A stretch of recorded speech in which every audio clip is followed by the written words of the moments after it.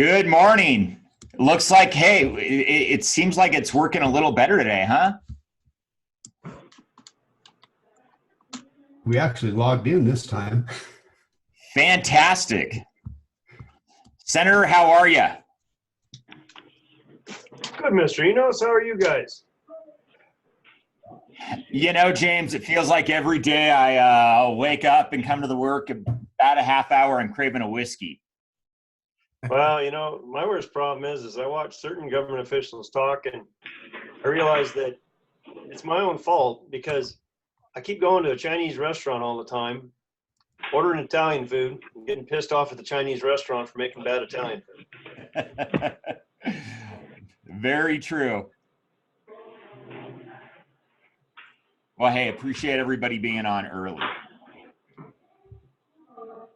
And Alan, we've got you on too, ready to give us a very optimistic economic update. Yeah, it's not too fun reporting some of the economics nowadays. Should have had me in February. Right? How things change. Mr. Bensmiller, how are you?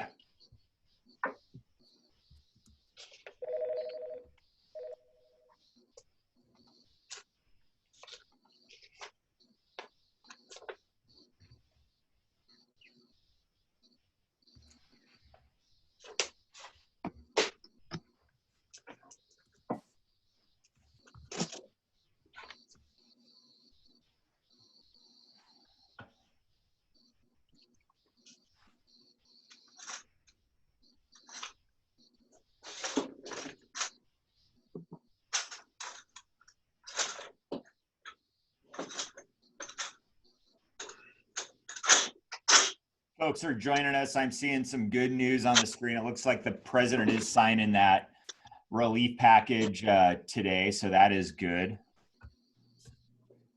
Congressman Amodei also took care of the small businesses for the gamers.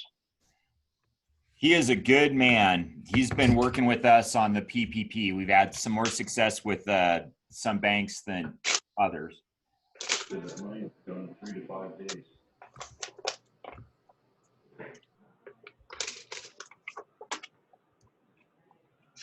Now, Don Lietz is going to be a little late in joining us today. Can everybody see my screen? Yes. Awesome. Hey, Paul, this is Alan. How long were you thinking for me to cover this economic side? 5-10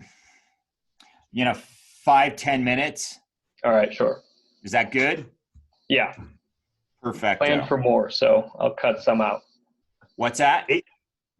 Planned for more, but I can easily cut some stuff out. Well, we'll have a time for questions. How's that? That's excellent. How about 8 minutes of optimistic and 2 minutes of negative? I wish. Yeah, that may be a stretch right now, right?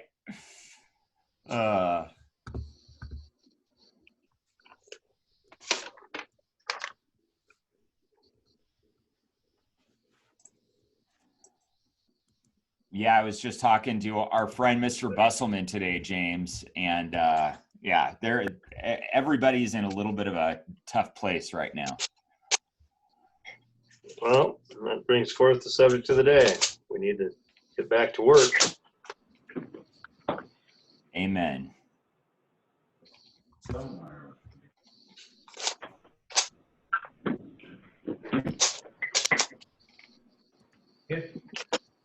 What's the Busselman hanging out these days?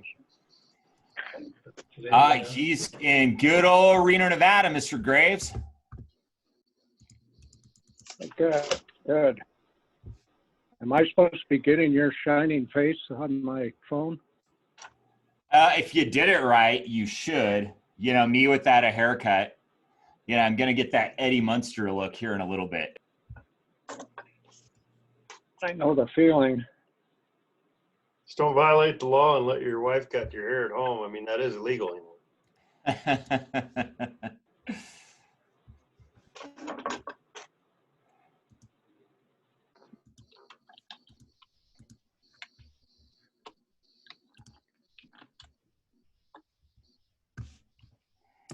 Yeah, I don't know that I trust my wife enough to do that. Good morning, Paul. It's Clay down in Vegas. How are you? Hey, good, Clay. How are you doing? I'm doing well. Thanks for asking. Good to have you on, and just going to give folks another 30 seconds or so to join. Looks like we've got a number of folks in, so we're rocking and rolling.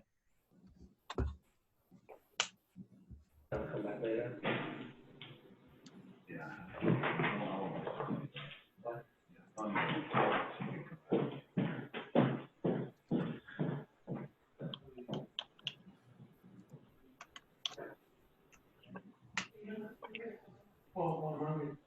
All right, 30 more seconds, and then we'll go.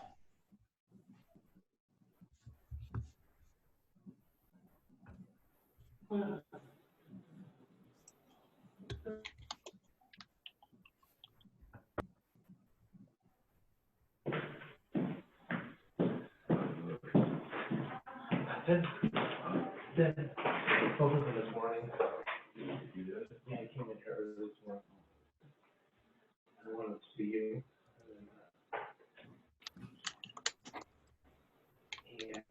He can't drive, his father's right.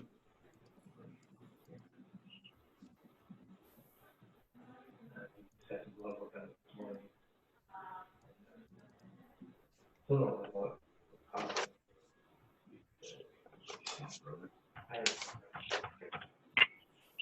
He said he'd come back around 1 o'clock.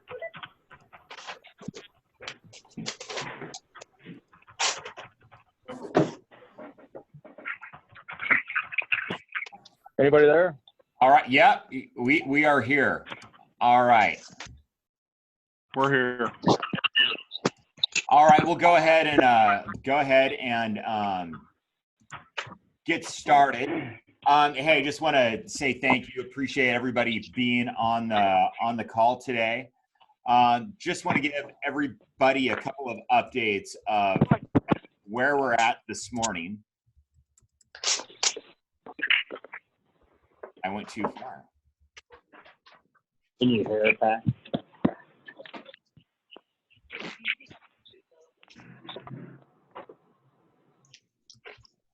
All right.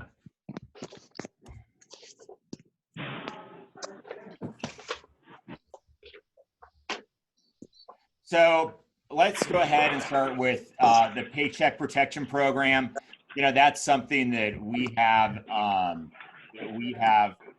been talking about for quite a while. You know, in terms of where folks are in the process, we have been working with Congressman Amodei and the American Trucking Associations to find out where folks are in the queue.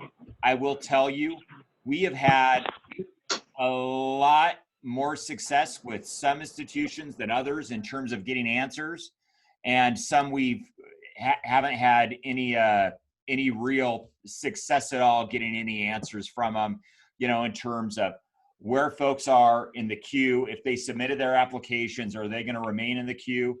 So I'm just going to reiterate this. Talk to your lender. That is the best thing that you can do right now, is talk to your bank, talk to your lender. See if you have to resubmit your application. If you have not submitted yet, you should do it today. There is another $310 billion that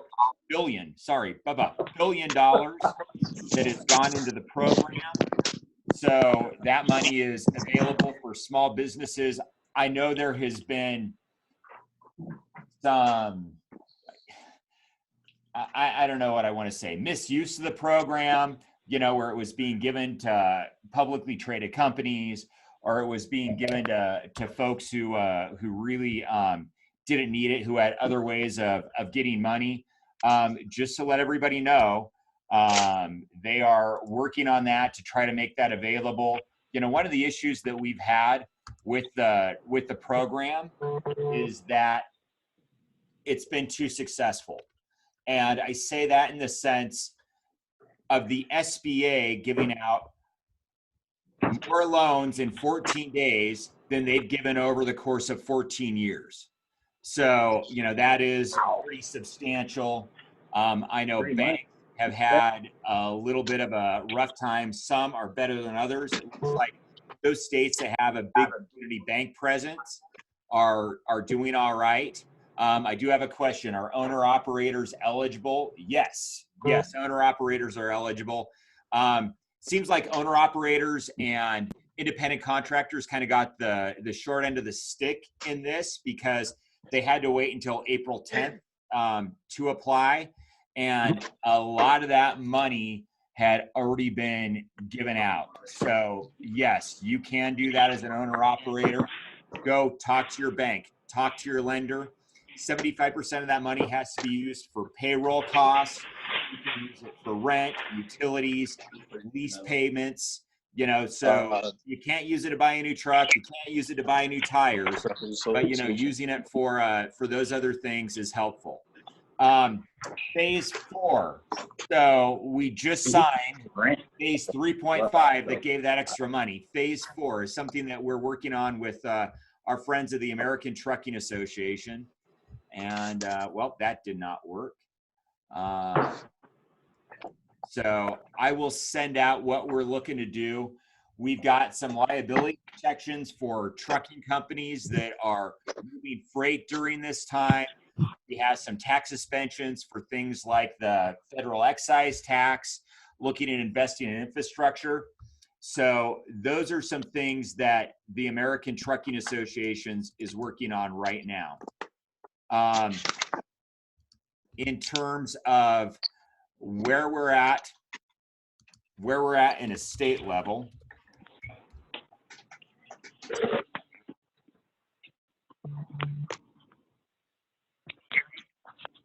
Yes. Yes. Yeah, we can hear Yep. Yes, sir. Yes, some people need to mute though.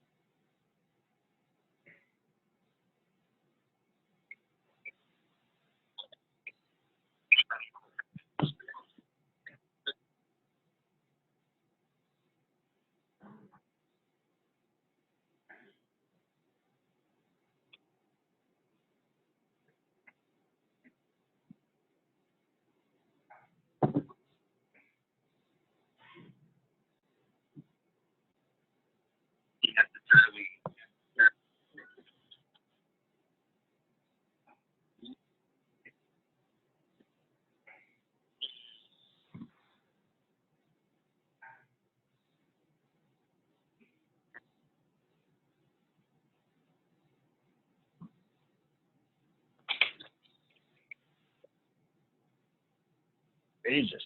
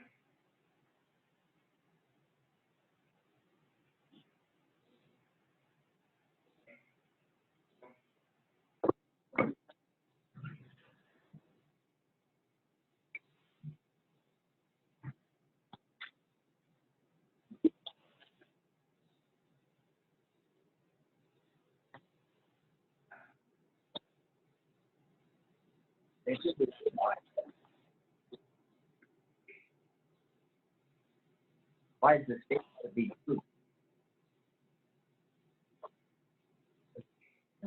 North versus south.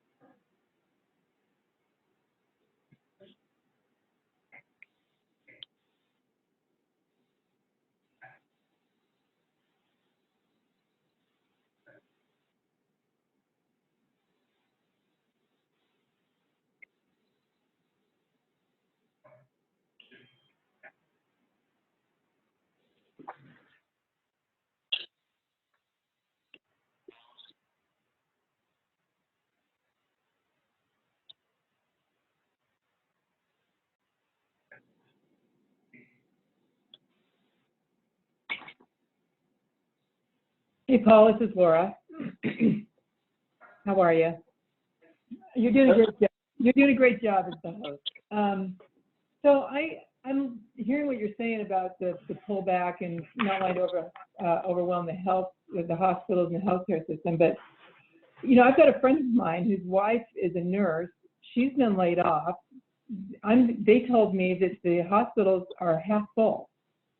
So I'm trying to understand the PPE issue and all this data. If the hospital, where's the overwhelm?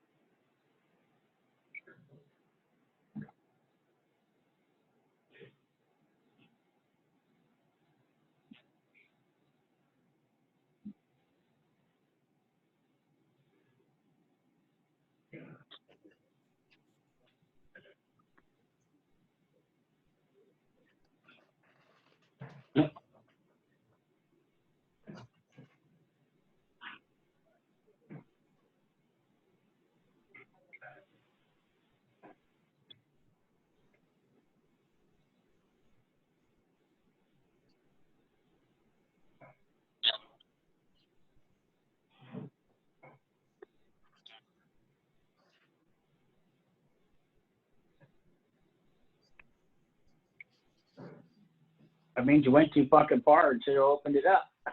Especially up here. Well, we had the same thing. This is Bruce. We have the same thing going on in California right now, that we have all these places that are open to house so many people, and there's no one in them yet. Yet the positives are now going up in the state of California. So.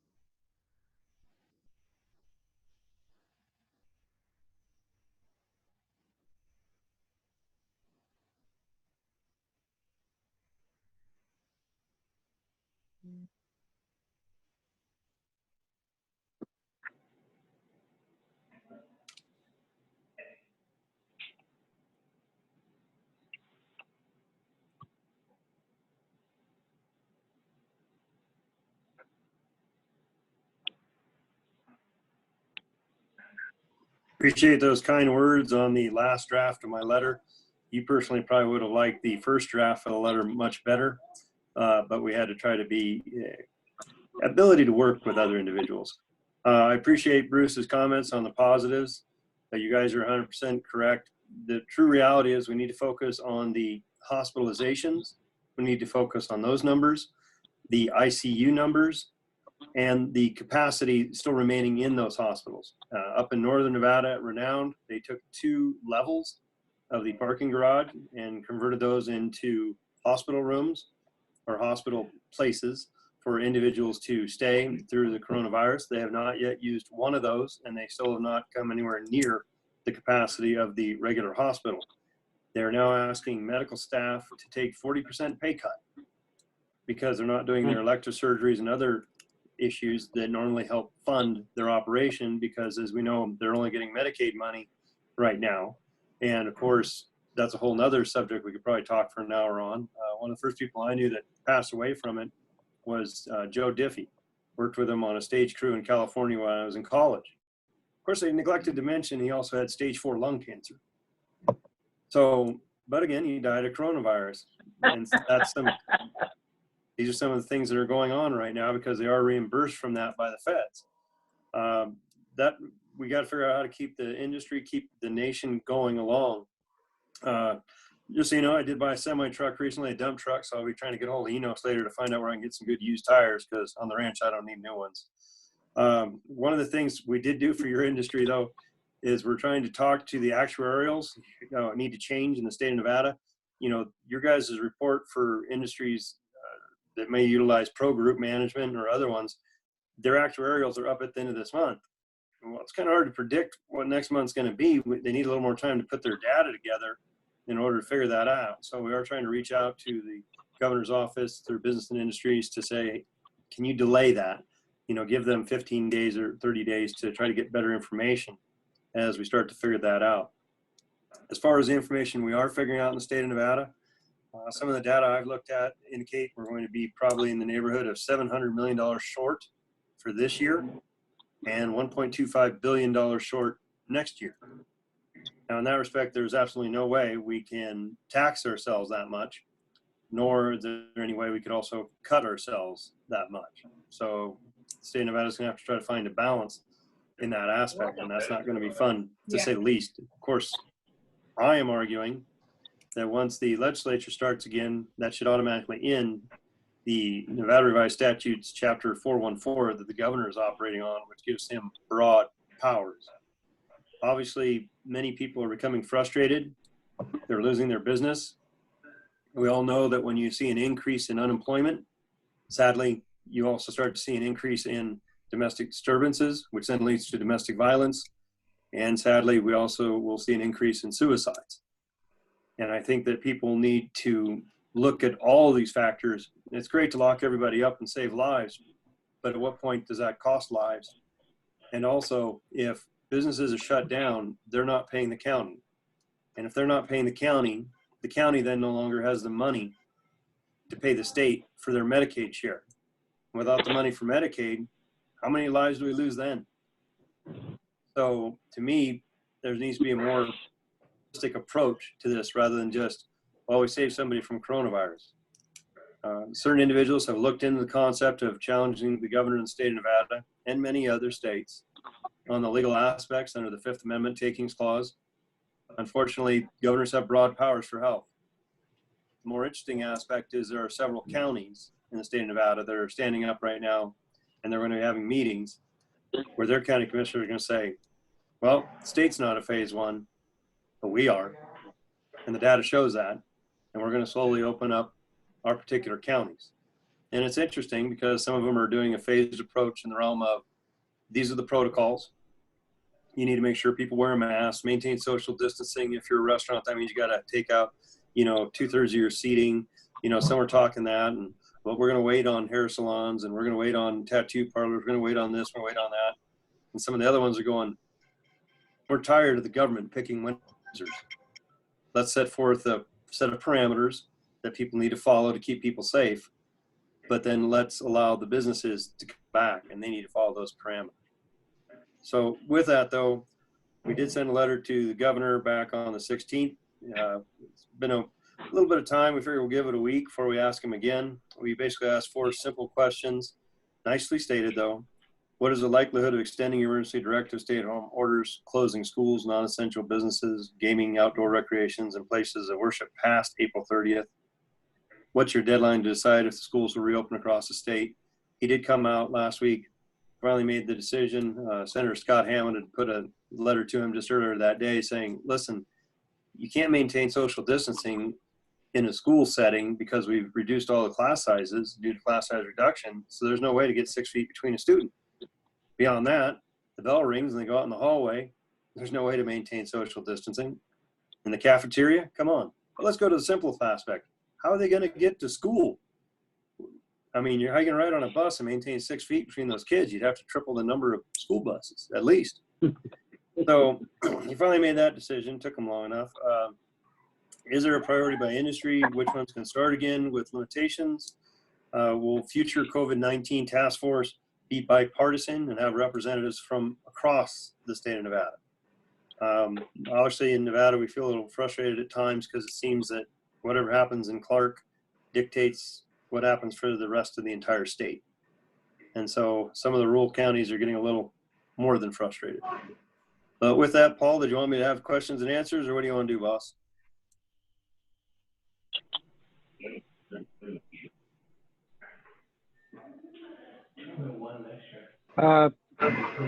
Senator, has there been discussion about special session timing, or?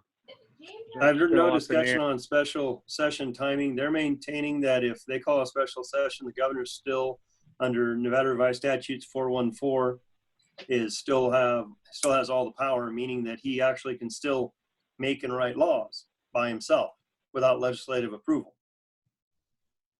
Then why do you need a special session? Unless you're just using us to cover your ass. That's scary.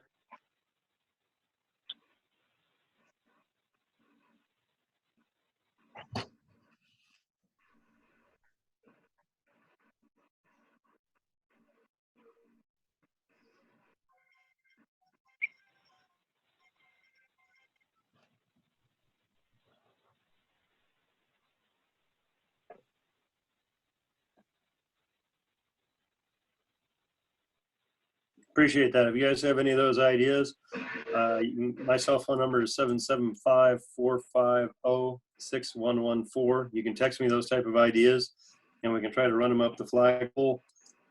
Or as I've questioned, now that we have the power to call ourselves into special session, if he calls us to special session, immediately draft an order saying that 10 minutes after the conclusion of the special session, we want another one in which we entertain these ideas and at least try to put them out there and make the other side agree or disagree with us. So these things to be put forward. We do have that ability in the state of Nevada now.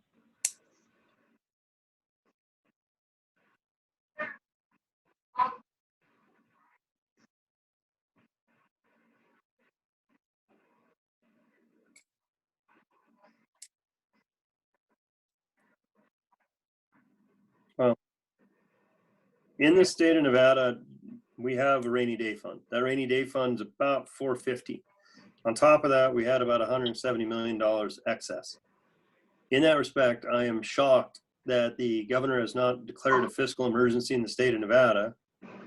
Kind of easy for me to see we have a fiscal emergency in the state of Nevada. If he was to declare that through the Board of Examiners, he'd have access to the rainy day funds and the Interim Finance Committee to put those funds to the proper places. And that would stay the concept of a special session. I believe he has the full power to control spending at this point in time and doesn't need any, again, he can write any law he wants right now other than constitutional ones. Those he just ignores. That respect, he can go ahead and do that stuff right now without a special session. Senator,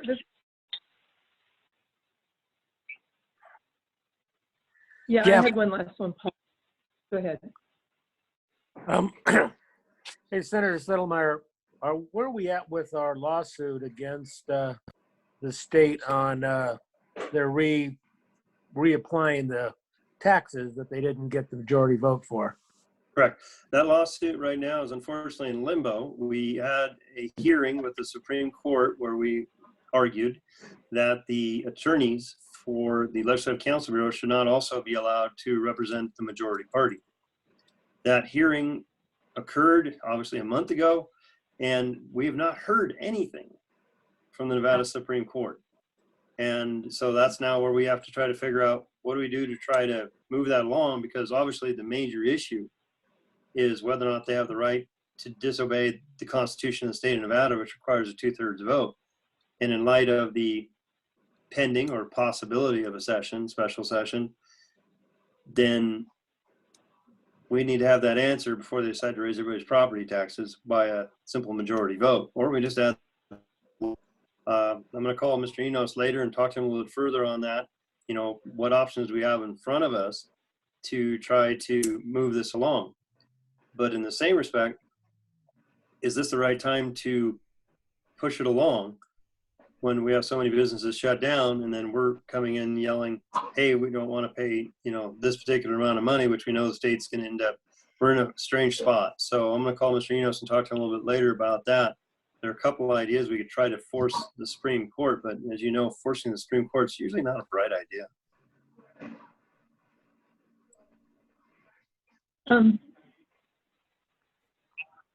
Yes, Senator, this is Laura.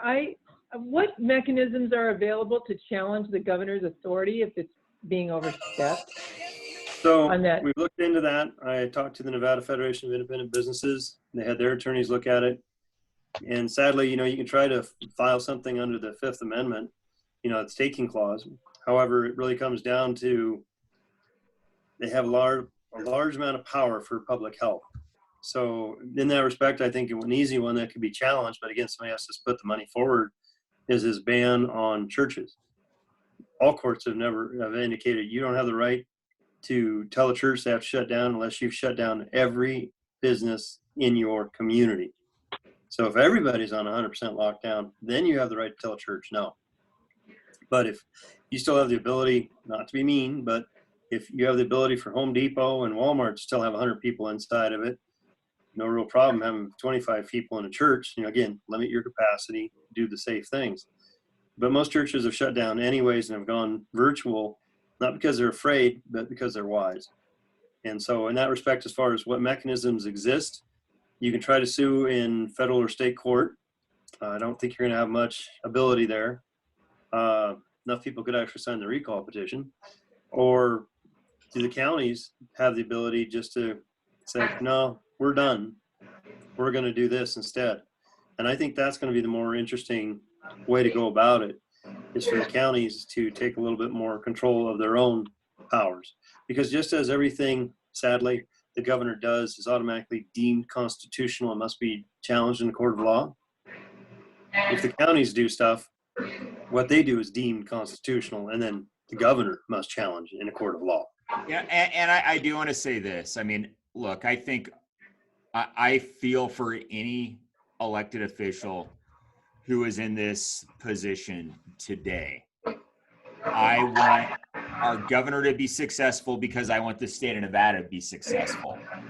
But, you know, I am hearing that there is a lot of frustration out there from our membership in terms of not a lot of transparency in some places where we're tone deaf. So, you know, I will say I'm happy to pass that message along, and I'm going to do it in a nice diplomatic way. Look, I want everybody who's dealing with this crisis to be able to do the right thing for all of us.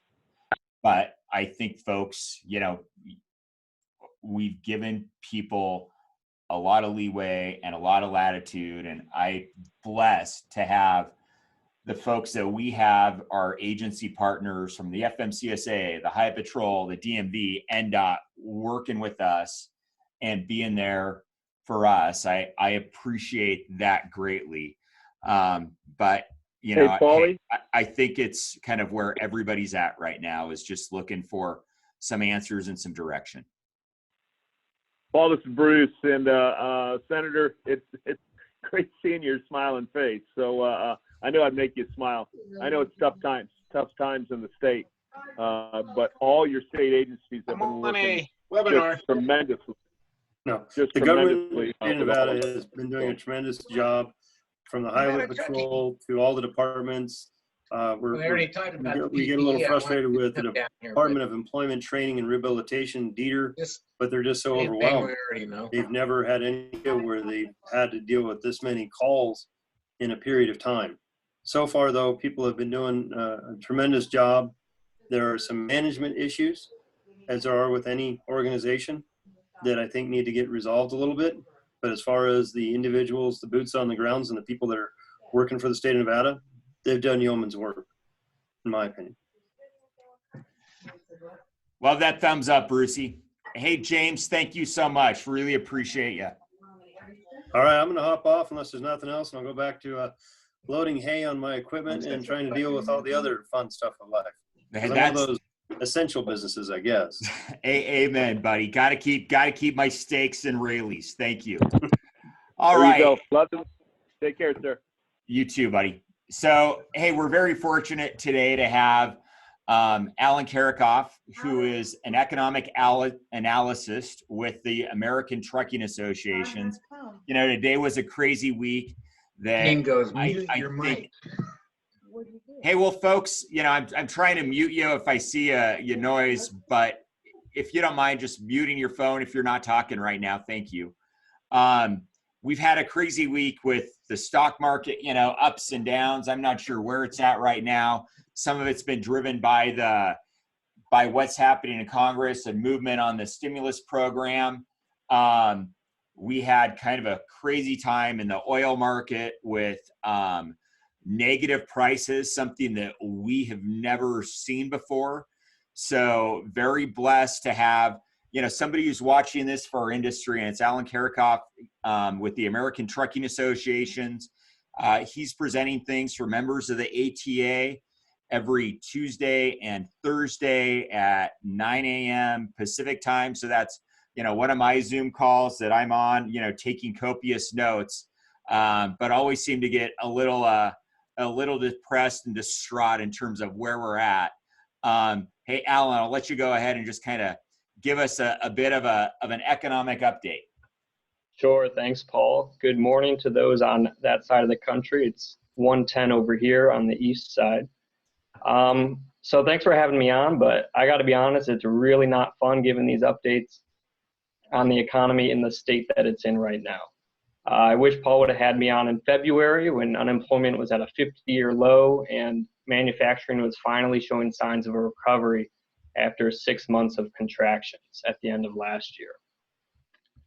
But right now, we're looking at, I'll get this bad news out of the way real quick. We're looking at overall output. So this is gross domestic product in the United States. I'm looking at this from a national perspective, falling 20 to 25% in the second quarter. I've even seen some larger estimates near 40 or 50%. So that's April through June of this year, falling 20 to 25% based on our expectations on the data that's come out so far. Hard data we really only have through March, but we do have some softer data from some tech companies tracking credit and debit card spending. But next week, we're expecting to hear the official estimate for the first quarter. We've heard estimates in the range of -3 to -3.5 just because of how difficult that second half of March was. For an idea, nearly 26.5 million people filed for unemployment insurance in just the last 5 weeks. That represents 16% of what the labor force was in February, when we had one of our best labor forces we've seen in recent history. In the third quarter, we do expect a little bit of recovery already there. We expect it to be flattish, maybe slightly positive, slightly negative, but still up in the air on the health crisis aspect. Fourth quarter, last 3 months of the year, we're expecting the economy to be up 15%. You know, when we're looking at these quarter-to-quarter changes, we're going to see some really positive changes at the end of this year. Hi, Casey. How are you? At the end of this year and next year. But overall, just because of how rough this second quarter was forecasted, 2020 is expected to contract about 5% year over year. 2021 with great year over year figures we're expecting, but it's really still uncertain. This recovery is going to depend largely on the health crisis and mitigating the spread of this virus. Our forecasts are really just done with the expectation that cases and deaths peak in April and May. And we saw Paul's go through some of those numbers for Nevada, and Nevada seems to be doing a great job there. I don't work too much on the health piece of this. I'm not a health economist. I'm looking at the country as a whole, but we are hoping to see some signs of opening in the summer.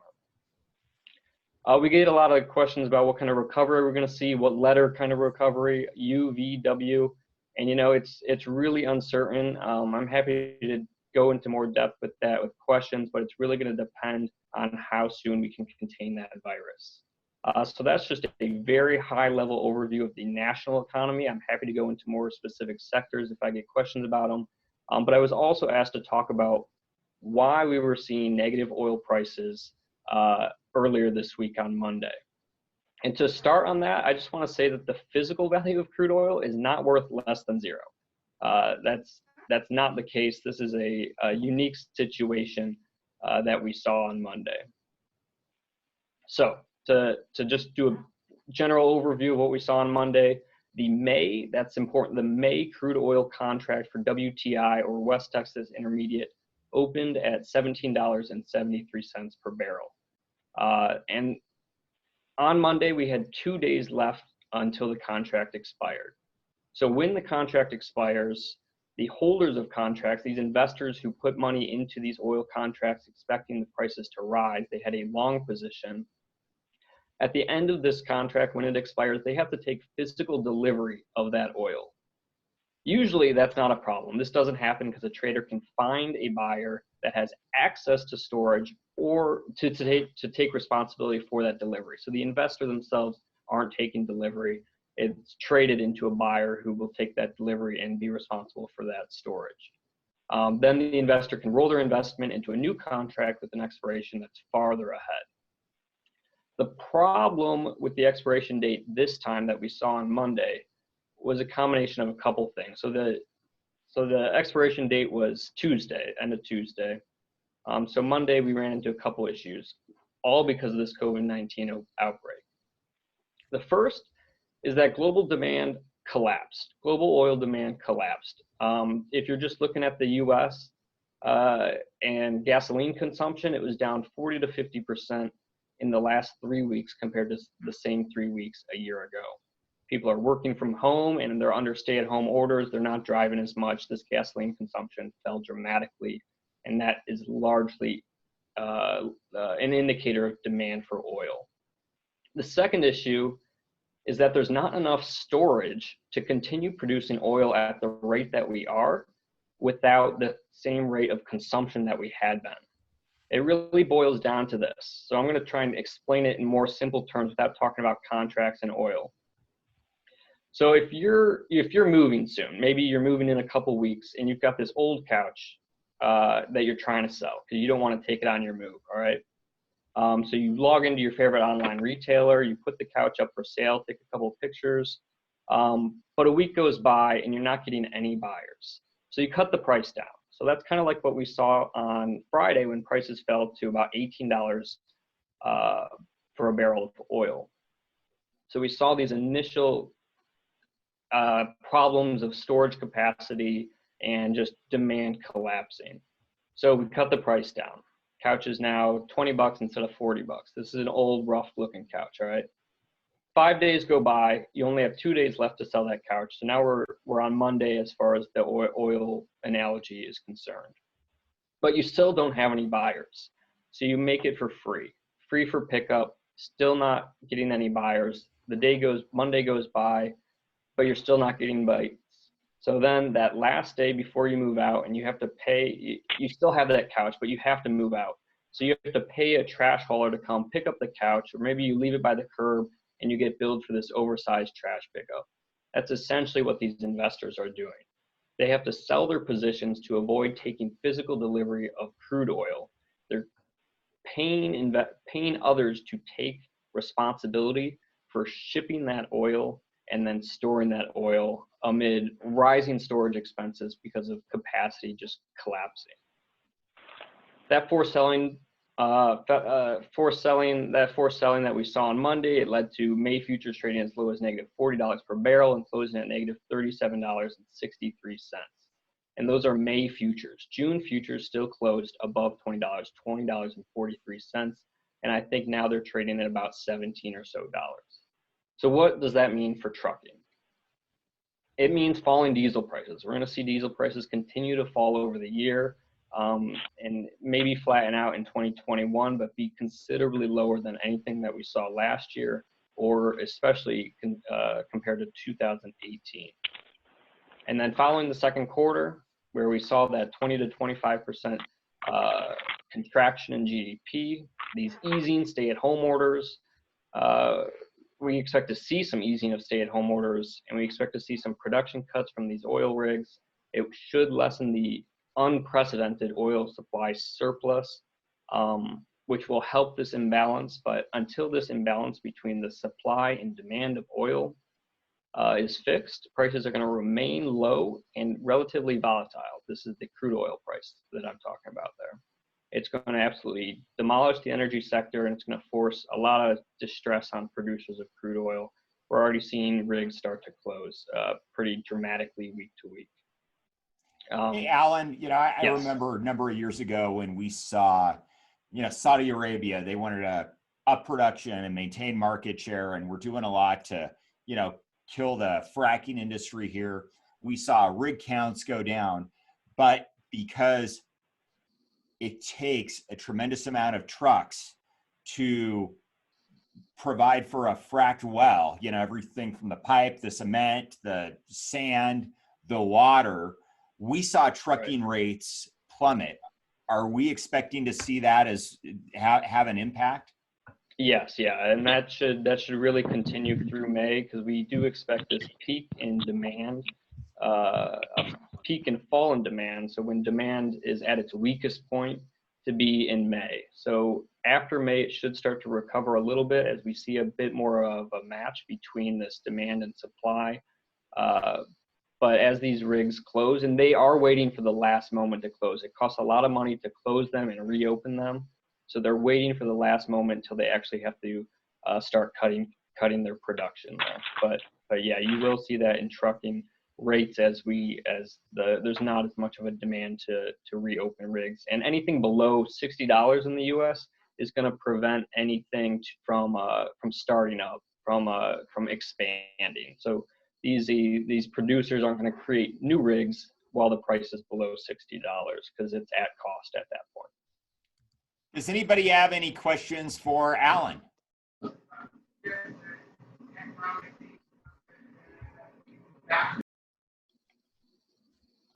All right. No, it sort of matches up to what we're doing, Alan. I mean, it's at UPS, and you know, I mean, it's great. Everybody's looking at the gas price. It's $2.29 for super in Long Beach. I haven't had since, you know, I think I was 20, and I'm old. So it's when you look at that, yet you look at the volume for all carriers, post office and everything, it's up. But it just goes to show that it's the automobiles on the road that people aren't driving. And it's worrisome for trucking companies, because if it spikes, all of a sudden you can't get fuel, yet most companies buy on futures. So we probably lost on that too, you know, when you look at the futures and how it's dropped. But that's where I look at you, Paul, and I look at all the associations under the trucking executives. You know, that has to be a federal side too, of you talking to the federal government to make sure that we don't die out on fuel, because that's definitely a possibility when this all opens up. And how slow it becomes, oh Lord, then what happens? You know, I just got off a call with the environmentalists in California, and they're saying how they have to reduce this and reduce this and reduce this. We're the cleanest. Southern California is the cleanest air in the world, folks. Yet they're still trying to shut down trucks in the state of California. I think we've already proven who causes most of the pollution. So yeah, I kind of love that. You know, cleanest in the world, and the trucks are still running. Yeah. No, I appreciate that. Good conversation. I agree with you. I honestly thought that my biggest challenge this year was going to be dealing with those environmental issues. And, you know, then we got hit with the coronavirus. So we'll see. Any more questions for Alan? All right. Hey, Alan, thank you so much. Really appreciate it, buddy. Thanks for your time today, and good health and Godspeed. Where are you calling from? Calling from Northern Virginia in Arlington, just outside DC.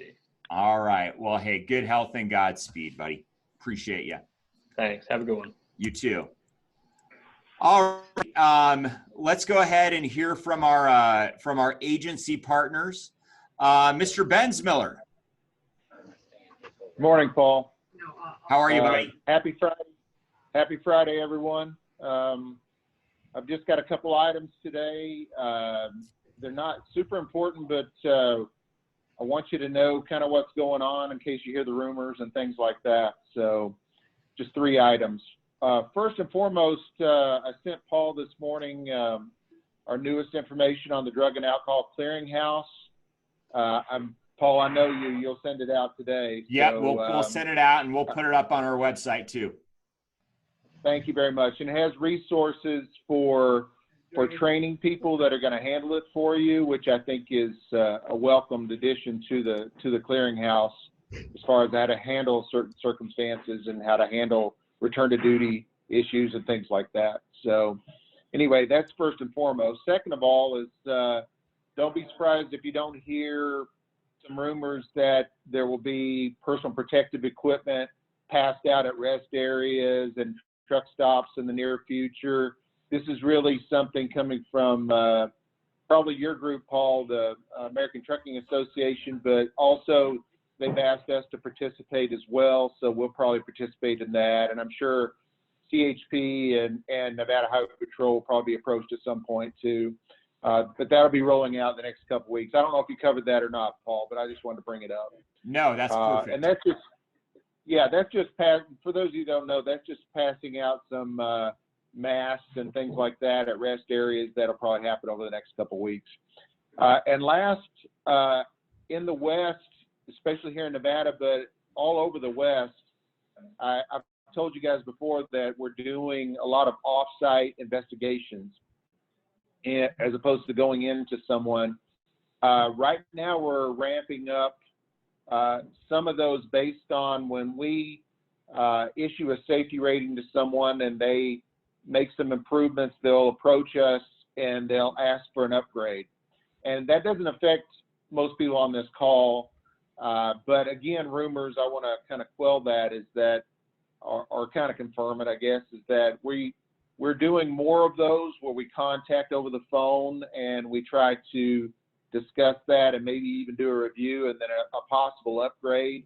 And we're trying to do more of those in the West, so don't be surprised if you don't hear about us doing those over the phone. Anyway, Paul, that's all I've got for today. Thanks. Hey, Bill, really appreciate it. Thank you very much. Does anybody have a question for Mr. Bensmiller, FMCSA related?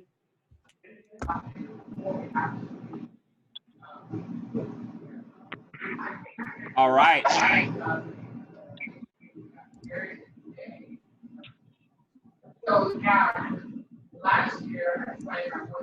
Bill, thank you very much, buddy. Appreciate you.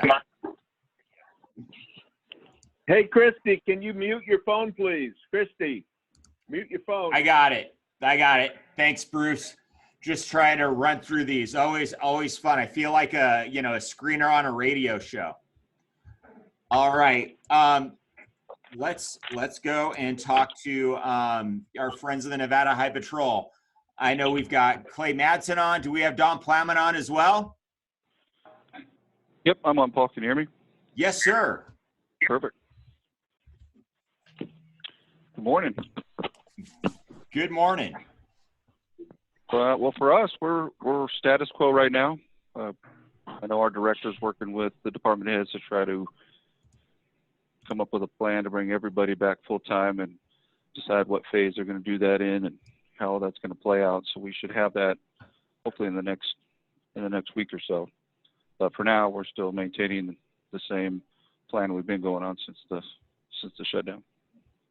The other really thing I got is about our check site operations. I know people are concerned about it. Really what we're doing is just trying to kind of show the public that we are still out there working, and we're just kind of pulling the trucks through and just kind of doing a visual screen of them per se. Some of them are being pulled in and then they're talking to the drivers, find out if they're determine whether they're exempt or not, and then they'll just do a quick walk around, and if there's no issues, they're just letting them go.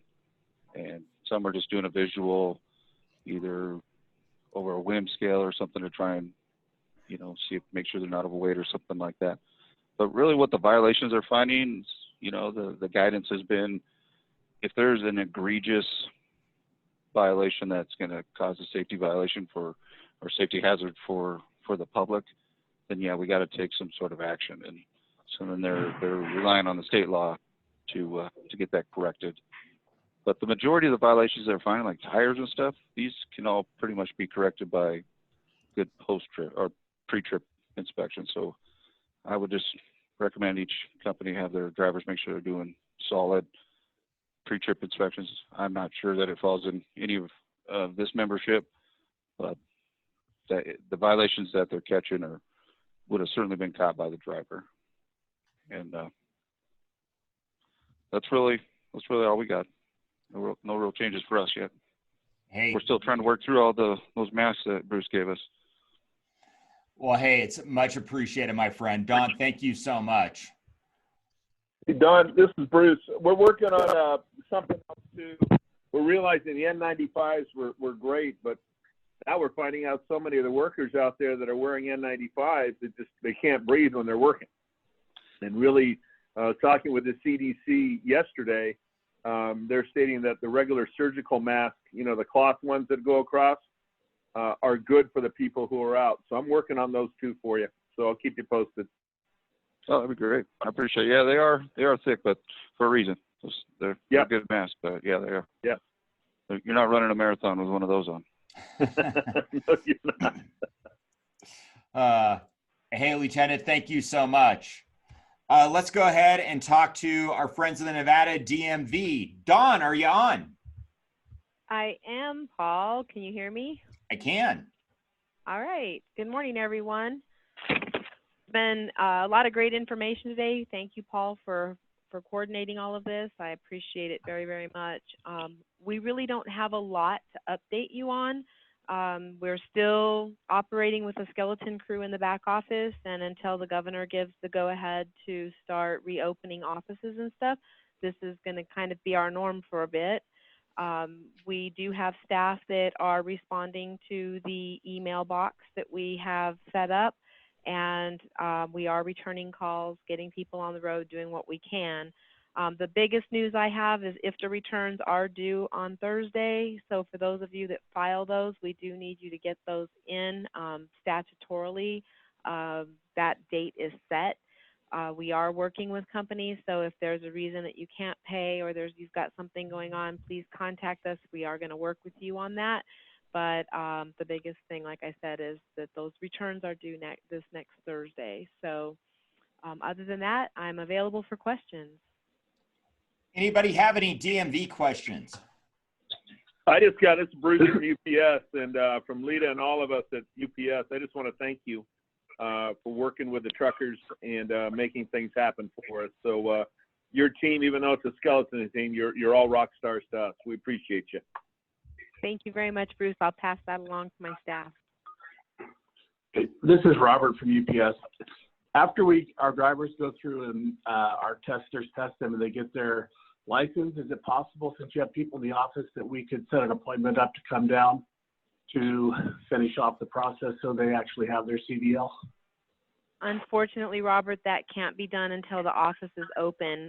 So we are working on a reopening plan that will include how we incorporate those people in that need to get in right away.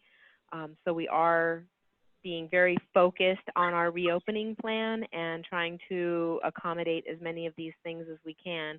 I'll pass it along and make sure that on the CDL side that we are taking that into account. But beyond that, really, there's not much we can do beyond let you continue to operate with them in the mode that you have to have a licensed driver with them. Perfect. Perfect. Thank you. Mm-hmm. Any more questions for Don?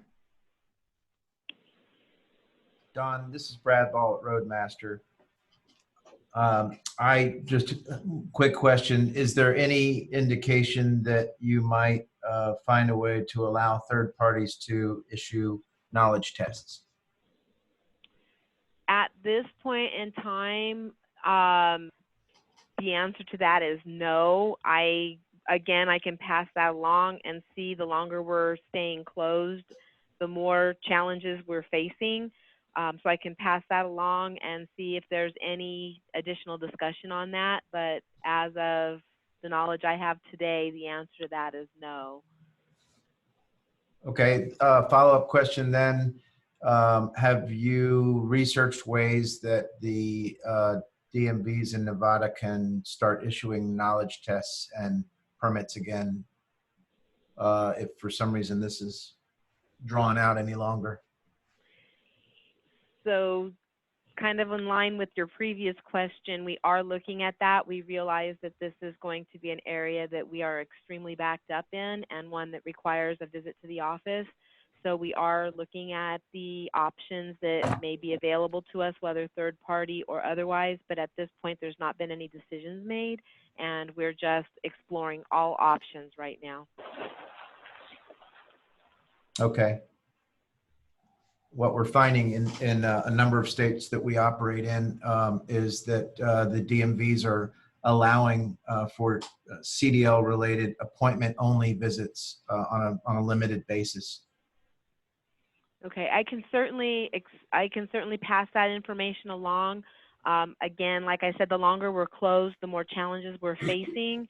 And we do realize that there are some essential functions that may fall outside of what has been identified to this point as essential. So we are looking at those, but I can certainly pass that along and see if that's a possibility. Thank you, Don. Mm-hmm.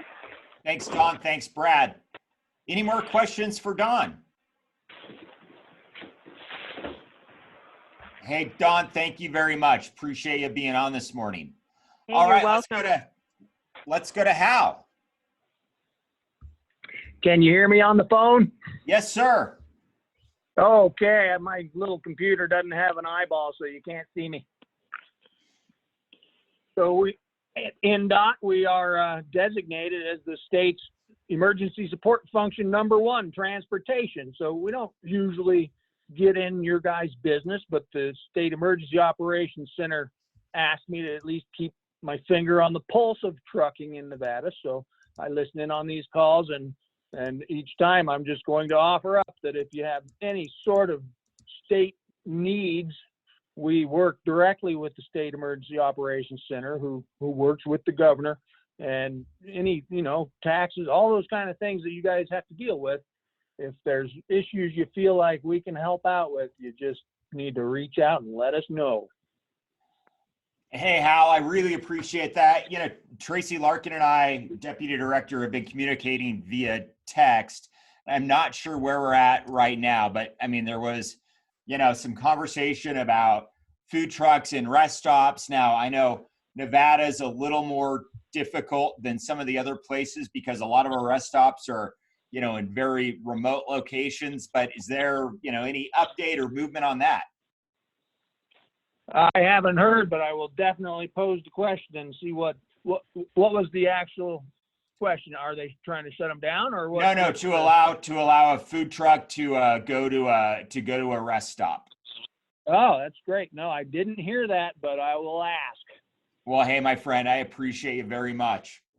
All right. Hey, Hal, this is Bruce McRae. If you want to also use another state, Arizona passed that last week. So food trucks are at those rest centers, and they also have cleaners that are there basically all day long, all night long, in shifts, making sure that everything's sanitized for the drivers at those rest stops. So it does work. Oh, that's awesome. All right. Well, hey, thank you, Bruce. All right. Unless there are any more questions, I'll go ahead and let everybody get to the end of their week. And, hopefully we talk again next week. We're going to have some more direction and can start planning for getting everything here in the Silver State reopened. Are there any questions? Hey, just want to wish everybody good health, Godspeed. Appreciate you guys being on. Appreciate the participation that we're having. I do want to say, if there is one silver lining to this, it is being able to connect with so many more members during this time. And I just want to let you know, I'm available. I answer my cell phone all the time. You can give me a call. Cell phone numbers on the website. You can text me. We're here for you. And, we've really just tried to meet you guys where you're at to be able to provide those things that you guys need. And, hey, I would never want to go through this, but, in terms of how amazing the private sector has been responding to this crisis, how well our partners in our world have been working with us. Hey, there are some blessings. So I'm going to try to be a little bit more positive, a little bit more optimistic, drink less whiskey. Hey, thank you guys very much. Appreciate you. Thank you. Thanks, Paul. Be safe, everybody. Thanks, Mike. Thanks. Paul. Thanks, everybody. Thank you.